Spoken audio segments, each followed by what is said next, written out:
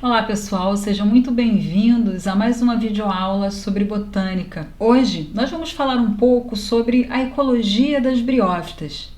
Acompanhem com a gente. Nós vamos entender um pouco da relação entre a estrutura do corpo das briófitas e o ambiente.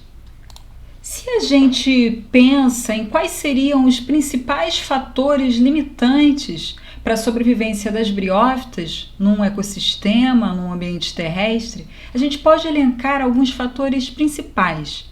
Primeiro, a disponibilidade de água, né? A temperatura, a luminosidade, a presença de nutrientes, e aí isso vai ter também a ver um pouco com o tipo de substrato no qual essa planta está ocorrendo, e vento e outras variáveis também são importantes. Quando a gente pensa, então, sobre o que determina, que fatores atuam sobre a distribuição das briófitas e sobre a sobrevivência delas no ambiente, a gente tem que pensar diretamente nesses fatores ambientais, visto que as briófitas têm nichos de ocorrência muito bem definidos, principalmente pelos fatores relacionados à água, aí poderíamos considerar a umidade, luz, temperatura e também o tipo de substrato.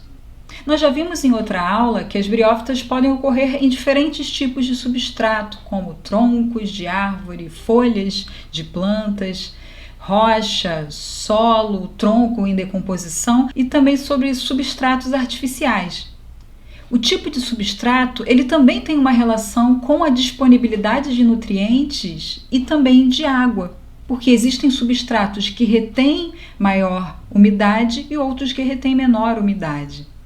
Mas aqui, na aula de hoje, eu quero enfocar principalmente um fator que é super importante para a vida não só das briófitas, mas de todos os seres vivos: a água. O suprimento de água ele é extremamente importante para a vida das briófitas, primeiro, porque as briófitas não têm um sistema vascular. Além disso, elas são poiquilohídricas, não têm um controle sobre a água presente dentro do seu organismo. E além disso, a água é essencial para que ocorra reprodução sexuada. Nós já falamos sobre o ciclo de vida das briófitas em outra videoaula do canal. Quem não acompanhou, recomendo a videoaula Briófitas para quê? Algo que é importante quando a gente considera a relação das briófitas com a água é que a tolerância à dessecação, visto as briófitas serem poiquilohídricas, ela é muito comum nas espécies de briófitas. Contudo, não é universal. Aquelas espécies que são tolerantes à dessecação, elas geralmente realizam a fotossíntese e seu desenvolvimento durante os períodos mais úmidos e têm uma suspensão do metabolismo durante os períodos secos. E aí lembrando que período seco não significa a estação seca. Muitas vezes, em um único dia, uma briófita pode experimentar períodos muito úmidos e períodos extremamente secos. Imagina a vida de uma briófita que vive no topo de uma montanha. Ela está submetida a uma intensa radiação luminosa e também a uma extrema variação de temperatura. Enquanto pela manhã o orvalho pode tornar disponível uma grande quantidade de água na umidade do ar e também no solo, durante a tarde nós teríamos uma temperatura extremamente elevada e um clima bastante seco. Então, para plantas poiquilohídricas, viver num ambiente com tamanha amplitude, que a gente também pode encontrar na caatinga, por exemplo, demanda a existência de mecanismos para a sobrevivência. Então, nós temos briófitas que são tolerantes à dessecação, que conseguem sobreviver nesses locais que apresentam momentos de extrema aridez, mas muitas briófitas elas não toleram sobreviver nesses ambientes e vivem apenas em ambientes úmidos e sombreados. Algo importante da gente destacar quando pensa em ecologia de briófita e na relação das briófitas com a água é a poiquilohidria. Poiquilohídricas são aquelas espécies que apresentam pouco controle sobre a perda d'água, sofrendo mudanças bruscas no grau de hidratação do corpo de acordo com a umidade do ambiente. Briófitas são poiquilohídricas, líquens também são poiquilohídricos, as algas são poiquilohídricas e algumas espécies de plantas vasculares também. Só que a maioria das plantas vasculares são homeohídricas, ou seja, são organismos que não estão sujeitos a mudanças bruscas no grau de hidratação. Têm capacidade de regular, então, o seu conteúdo hídrico. A cutícula espessa torna o corpo impermeável e protege a planta da dessecação. Essa é a estratégia da maioria das plantas terrestres. Contudo, não é a estratégia principal adotada pelas briófitas, que são, em sua grande maioria, poiquilohídricas. Aqui o exemplo de uma briófita, uma hepática folhosa, do gênero Bryopteris, um exemplar seco, e se a gente pinga uma gotinha de água, em menos de 1 minuto, ele abre todos os seus filídeos. Ele é capaz de absorver essa umidade externa por suas folhas. Aqui um outro exemplo, agora de um musgo acrocárpico do gênero Campylopus, que também tem essa capacidade de absorver água por todo o corpo. Eu vou colocar agora para vocês um vídeo que eu gravei num campo de altitude aqui no estado do Rio de Janeiro, um desses ecossistemas de topo de montanha. Veja o que acontece.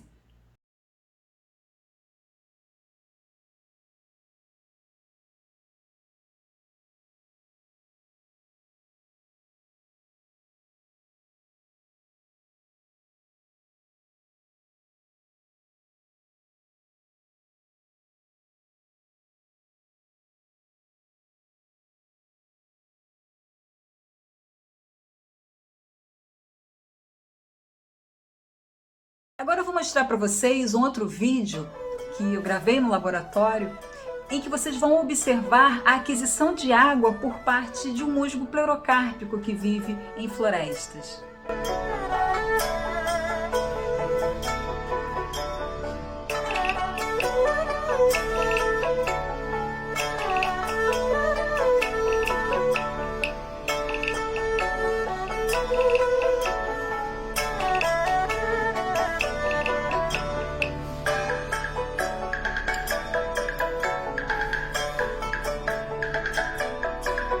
Se você é professor, uma atividade que é super bacana de realizar com os alunos é borrifar um pouco de água naquele musgo que cresce na calçada, na parede, no telhado ou até mesmo na árvore, próximo à escola, por exemplo. Observar o processo de aquisição de água pelo gametófito das briófitas pode ser uma experiência super inspiradora e enriquecedora também. Vale a pena. O corpo das briófitas apresenta diferentes estruturas ou traços funcionais que permitem sua sobrevivência no ambiente terrestre, representando estratégias ecológicas.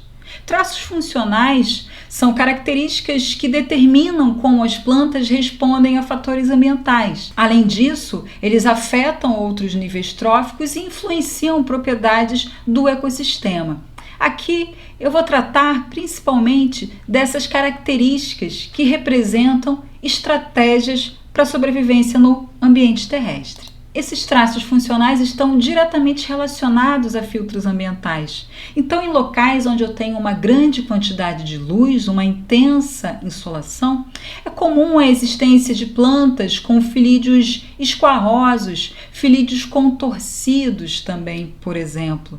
Onde eu tenho uma disponibilidade hídrica reduzida, eu posso ter filídeos côncavos, tubulares, contorcidos e filídeos que apresentem estruturas para acúmulo de água, por exemplo, os lóbulos. Vou mostrar para vocês já já. A presença também de células que acumulam água é bem comum, como estratégia para manutenção da água internamente no corpo da planta. Falando de alguns traços funcionais importantes para a vida das briófitas, a gente tem aqui na espécie de Physidens, por exemplo, uma lâmina vaginante, uma outra lâmina que possibilita ali o acúmulo de um pouco de água. Os Physidens também e outras espécies de musgos e hepáticas também podem apresentar papilas, que são projeções da cutícula e servem para evitar a perda de água.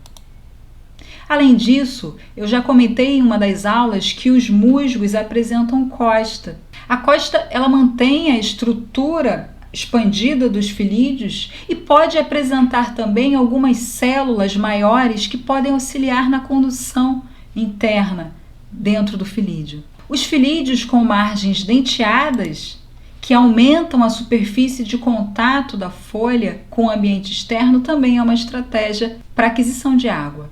A presença de ápices hialinos, ápices transparentes, no caso aqui dessa espécie de Campylopus, a gente tem uma grande célula que é capaz de acumular água. E além disso, como ela é branca, ela consegue refletir os raios solares e evita, então, que a temperatura interna da população se eleve demasiadamente. Filídeos contorcidos também representam uma estratégia importante relacionada ao suprimento de água, principalmente para musgos de ambientes abertos.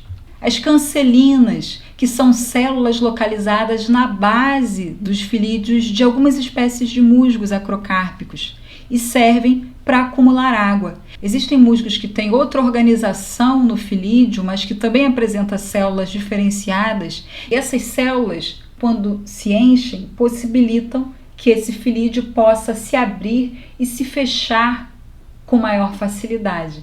A morfologia dos filídeos dos musgos é muito interessante.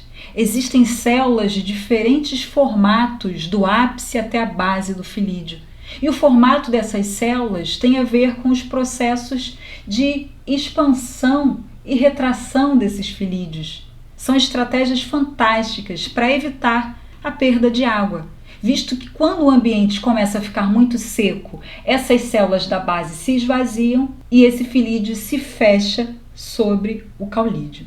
Falando de algumas células diferenciadas que ocorrem também nos filídeos das briófitas, sobretudo dos musgos, é importante a gente destacar a presença dos leucocistos. O que seriam os leucocistos? São células grandes, esbranquiçadas e que acumulam água. Numa seção transversal de um filídeo de Octoblepharon, por exemplo, essas células maiores são os leucocistos. Os clorocistos são essas células bem pequenininhas aqui dentro. Clorocistos têm cloroplastos e realizam fotossíntese. Os leucocistos servem para acumular água. Por isso essas plantas são bastante esbranquiçadas. Aqui uma espécie de leucóbrium, que também apresenta leucocistos. Então aqui uma seção transversal de uma folha de leucóbrium, a gente tem os leucocistos aqui em cima e internamente os clorocistos. Leucocistos também são encontrados em espécies de Sphagnum, esse musgo que eu já falei para vocês e que é muito importante e forma turfeiras. Uma outra característica super importante e funcional para as briófitas é a coloração. Aqui em detalhes o filídeo de uma hepática, onde a gente percebe essa coloração nos trigônios, que são esses espessamentos que existem entre as células de espécies de hepáticas. Uma hepática com uma coloração bastante avermelhada, isso é bastante comum aqui, outras duas espécies de hepáticas, um musgo também bastante enegrecido. A coloração avermelhada ou enegrecida possibilita a fotoproteção a essas espécies. Então está relacionada ao filtro ambiental, radiação, intensidade luminosa. Uma característica dos filídeos que é super importante, filídeos de hepáticas, e que eu já discuti também aqui com vocês na aula sobre morfologia de hepáticas e antóceros, é a presença dos lóbulos, que são essas dobras que existem na base dos filídeos de muitas espécies de hepáticas folhosas, sobretudo daquelas hepáticas que crescem sobre troncos de árvores. Existem vários tipos de lóbulos e eles são mais desenvolvidos em espécies que vivem em ambientes com intensa radiação solar. Outra característica importante em muitas hepáticas que apresentam lóbulos é a presença dos anfigastros, que canalizam a água para a parte central da planta. Essa água pode ser acumulada nos próprios anfigastros, principalmente em anfigastros que apresentam um tamanho bem grande, ou ela pode ser canalizada pelos anfigastros e acumulada nos lóbulos. Aqui outro exemplo de hepática folhosa que apresenta anfigastros e também pequenos lóbulos na base da folha. Uma estratégia interessante das hepáticas talosas é a capacidade de virar o seu corpo para evitar a perda de água.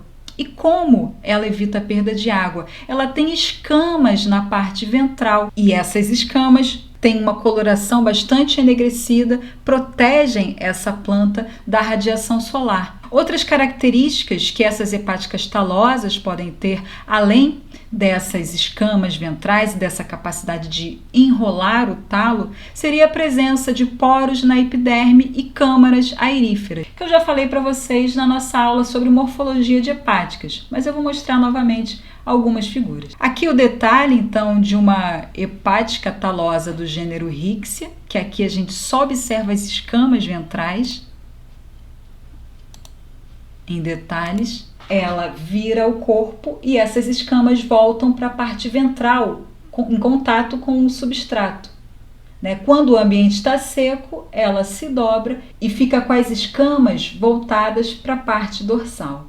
Lembrando que a porção ventral do corpo das briófitas é sempre aquela porção que fica em contato com o substrato, e a porção dorsal é a que fica em contato com o ambiente, com a atmosfera. Aqui em detalhes, a estrutura de um poro aerífero, que a gente tem uma câmara fotossintetizante aqui embaixo, bem comum em muitas hepáticas talosas complexas. Abaixo desse poro a gente tem então aquelas células com uma grande quantidade de cloroplastos. Então, as hepáticas talosas complexas têm uma diferenciação interna de tecido e têm esses poros como uma adaptação, para evitar a evapotranspiração, porque a cutícula no corpo dessas hepáticas talosas complexas é bem desenvolvida e as trocas gasosas são realizadas através dos poros. Por isso, essas hepáticas conseguem colonizar ambientes abertos e bastante ensolarados.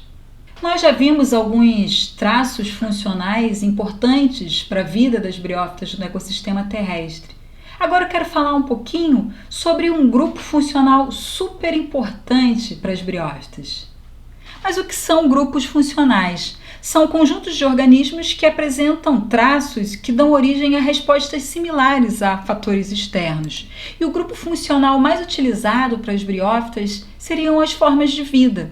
O que são as formas de vida? São características controladas geneticamente que determinam a forma da planta ou da população. E a intenção da forma de vida é maximizar a produção primária e diminuir a perda de água. Tem então uma relação direta com dois fatores ambientais, a luz e a água. A gente pode classificar diferentes tipos de formas de vida, de acordo com o trabalho de Magda Fro, de 69, que é utilizado até hoje nos nossos estudos ecológicos sobre briófitas. E essas formas de vida podem indicar um gradiente de umidade. Locais onde eu tenho plantas com formas de vida do tipo tufo, coxim, tapete, em geral apresentam baixa umidade. Locais onde eu tenho plantas talosas, pendentes, dendroides, flabeladas e formando tramas, eu tenho um grau maior de umidade e, em geral, menor luminosidade. Eu vou mostrar para vocês alguns exemplos de formas de vida de briófitas. Tufos. Tufo é uma forma de vida típica de musgos acrocárpicos. Não sabe o que é um musgo acrocárpico? Acompanhe a nossa videoaula sobre morfologia de musgos, disponível aqui no canal. Nos tufos, então, esses musgos crescem bem adensados e se protegem contra a radiação solar ou contra a escassez hídrica também. Aqui um exemplo, que a gente tem várias espécies de musgos bem adensadas, então formando esses tufos sobre rocha no topo de uma montanha. É uma estratégia que pode ser também adotada por algumas hepáticas folhosas, mas ela é mais típica de musgos acrocárpicos, como eu havia falado. O coxim também representa uma forma de vida típica de musgos acrocárpicos, de ambientes bastante ensolarados. Nesse caso do coxim, as plantas elas têm, em geral, um ponto central de aderência e crescem formando como que uma estrutura de bola. Na aula sobre arquitetura vegetal, eu falei um pouco sobre a planta bola e cito o exemplo aqui dos coxins de briófitas. Coxins são encontrados onde existe uma elevada luminosidade, uma baixa disponibilidade hídrica ou uma elevada temperatura. Coxins são também muito comuns em ambientes muito frios, né, temperados e até em ambientes polares. O exemplo de 2 coxins formados por um musgo acrocárpico sobre ramos de um arbusto num campo de altitude. O tapete é uma forma de vida em que hepáticas ou musgos crescem bastante aderidos ao substrato, por muitos rizóides, com vários pontos de aderência. É uma forma de vida típica também de ambientes com elevada luminosidade e baixa disponibilidade hídrica. Aqui uma espécie de hepática, uma legionariácea, bem típica de ambientes urbanos, inclusive. Um musgo crescendo sobre uma rocha, aqui um musgo crescendo bem aderido, né, sobre uma tábua, um ambiente artificial, mas composto por madeira. Tanto tufos quanto tapetes também são bastante comuns em substratos artificiais. O que diferencia se vai ser um tufo ou um tapete, geralmente é a forma de crescimento do musgo. Musgos acrocárpicos formam tufos. Musgos pleurocárpicos em substratos artificiais, em geral, formam tapete e crescem bastante aderidos a esse substrato. A trama é uma forma de vida em que as plantas crescem, em geral, prostradas sobre o substrato, mas não muito aderidas. Elas formam espaços entre os gametófitos que possibilitam, né, a manutenção de um microclima interno. Trama é uma forma de vida de ambientes que apresentam uma elevada umidade atmosférica. Então essas plantas dispõem o corpo no ambiente para aumentarem a possibilidade de aquisição de água e também de aquisição de luz, porque trama, além de ser uma forma de vida típica de ambientes úmidos, também é típica de ambientes com baixa intensidade luminosa. Aqui um outro exemplo de hepáticas folhosas formando tramas. A forma de vida dendroide é uma forma de vida típica de ambientes bastante úmidos. Se na forma trama essas plantas já se soltam um pouco do substrato para aproveitar um pouco mais da umidade presente no ambiente e da luminosidade que elas podem conseguir nesse ambiente com baixa disponibilidade de luz, a forma de vida dendroide, que seria essa forma de vida onde as briófitas formam como árvores, elas são típicas de ambientes onde crescer em altura é importante, ou seja, ambientes que apresentam uma baixa intensidade luminosa e uma alta disponibilidade hídrica. Por isso, não é desvantajoso a planta expor o seu corpo. Plantas flabeladas, em geral, apresentam um ponto de fixação no substrato e crescem com o corpo disponível para o ambiente. São típicas também de ambientes com baixa intensidade luminosa e elevada disponibilidade hídrica. Aqui alguns exemplos, aqui a gente tem, né, algumas plantas vasculares das samambaias, né, mas a gente tem aqui uma espécie de musgo que tem a forma flabelada, então ela fica com o corpo completamente disponível para aquisição de luz e também de água. Alguns exemplos de briófitas flabeladas, típicas de florestas úmidas. E uma forma de vida que ela é super indicadora de ambientes úmidos é a forma de vida pendente. Nesse caso, o corpo da planta se projeta completamente no ambiente. Então, fatores limitantes, a gente teria baixa disponibilidade de luz e elevada disponibilidade hídrica. É muito comum encontrarmos plantas pendentes próximo a riachos, por exemplo, onde água não é mesmo um fator limitante. Aqui mais um exemplo de um musgo pendente. E uma forma de vida que ela pode ser encontrada em ambientes muito secos, desde que a planta tenha a capacidade de se fechar e se abrir, como é o caso da Rixia, que eu mostrei para vocês, e ela está aqui novamente, mas existem outras plantas talosas que são exclusivas de ambientes muito úmidos. Então, a planta talosa, que forma o que a gente chama de um tapete taloso, ela pode ser exclusiva de ambientes muito úmidos, mas ela também pode apresentar estratégia para sobreviver na caatinga, tendo essa capacidade de abrir e fechar os seus talos. Se você quiser conhecer um pouco mais sobre a ecologia de briófitas e os trabalhos desenvolvidos pela nossa equipe do Laboratório de Criptógamas da Universidade Federal Rural do Rio de Janeiro, convido vocês a acessarem nossa página na internet e também a nossa página do Facebook, onde a gente divulga as atividades que são desenvolvidas pela nossa equipe. Bem, eu espero que vocês tenham gostado da nossa videoaula de hoje e acompanhem o nosso canal, porque em breve teremos novas aulas disponíveis. Tchau, tchau e até a próxima!